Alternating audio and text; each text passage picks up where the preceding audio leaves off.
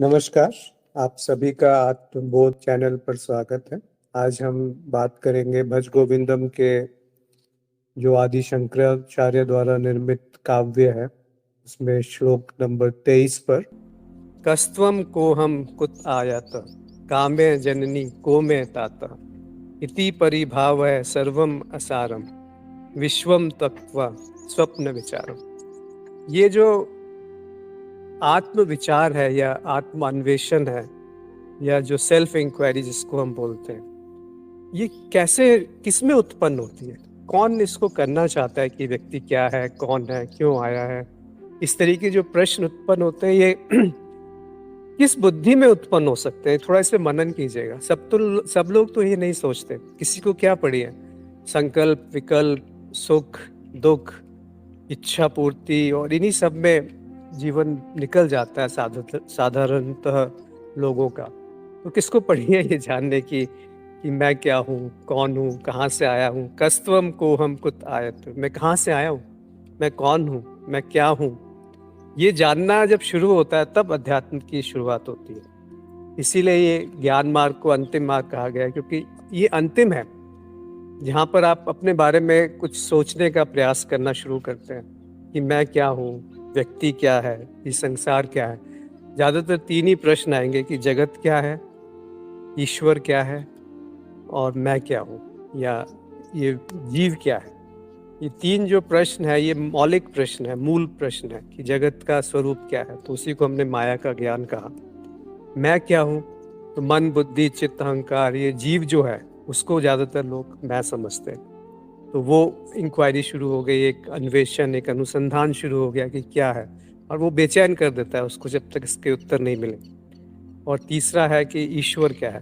अब ईश्वर को ज्ञान मार्ग पे विश्वचित्त कहा गया। तो जो कुछ भी है वो कौन सी शक्ति है, आप ईश्वर ना कहें, उसको शक्ति कह लें, परमात्मा कह लें, या साक्षी कह लें, शिव कह लें, कुछ भी कह लें। अलग अलग मार्गों पे अलग अलग नाम दे दिए गए उसको, या सत्य चित्त आनंद, उसके एक तरीके से अभिव्यक्ति बता दी गई। तो ये जब प्रश्न उठने शुरू होते हैं तब ये पूरी की पूरी विचार एक तरीके से चलने लगते हैं, जो व्यक्ति को थोड़ा सा बेचैन करते हैं कि ये सब क्या हो रहा है, ये सब ऐसा क्यों है कि जो सुख है वो भी ज़्यादा देर नहीं टिकते और सुख के बाद दुख आते हैं। और जब मैं अपने में स्थित रहता हूँ तो सुख दुख दोनों को आते जाते देखते हुए भी मैं उससे निर्लिप्त सा रहता हूँ। तो ये जब विचार आने शुरू होते हैं तब जाकर के ये आत्मान्वेषण शुरू होता है कि कस्त्वम को अहम कुत आयत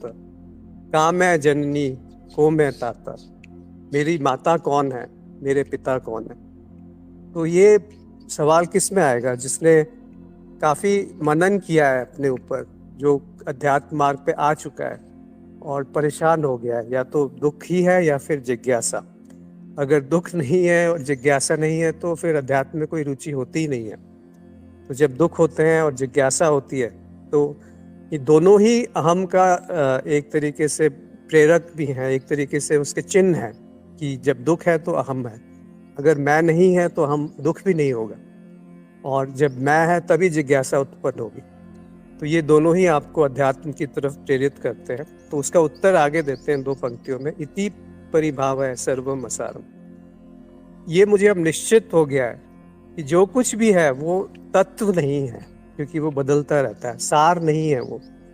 और जो सार नहीं है उसको जो जानने वाला है वो मैं हूँ, जो हमेशा अपरिवर्तनीय है। विश्वम त्वक्त्वा स्वप्न विचारम। तो विश्व जो है एक स्वप्न की तरह है, ये मुझे पूर्णता निश्चित हो गया। और विश्वम त्वक्त्वा मतलब ये मैं नहीं हूँ, उसको एक तरीके से मानसिक रूप से उससे आसक्ति नहीं रही। त्वक्त्वा का अर्थ ये नहीं कि उसको त्याग देना और उसको छोड़कर कहीं और चले जाना। कहाँ जाओगे? संसार छोड़ करके शरीर कहीं जा सकता है? जहाँ भी जाएगा संसार तो रहेगा ही रहेगा। तो जो स्मृति है और जो शरीर है और जो जगत है, ये तीनों एक साथ उत्पन्न होते हैं और एक साथ विलय होते हैं। तो जागृति में तीनों होते हैं, और जब ये तीनों का त्याग होकर के स्वप्न में तीनों नए रूप में प्रकट हो जाते हैं। सूक्ष्म लोक में एक और रूप में तीनों प्रकट हो जाएंगे, और जो निद्रा है या सुषुप्ति है उसमें विलय हो जाता है, केवल होना मात्र रहता है। आप सबका आभार और धन्यवाद कि आपने आज की आध्यात्मिक चर्चा में अपना समय निकाल करके भाग लिया। नमस्कार।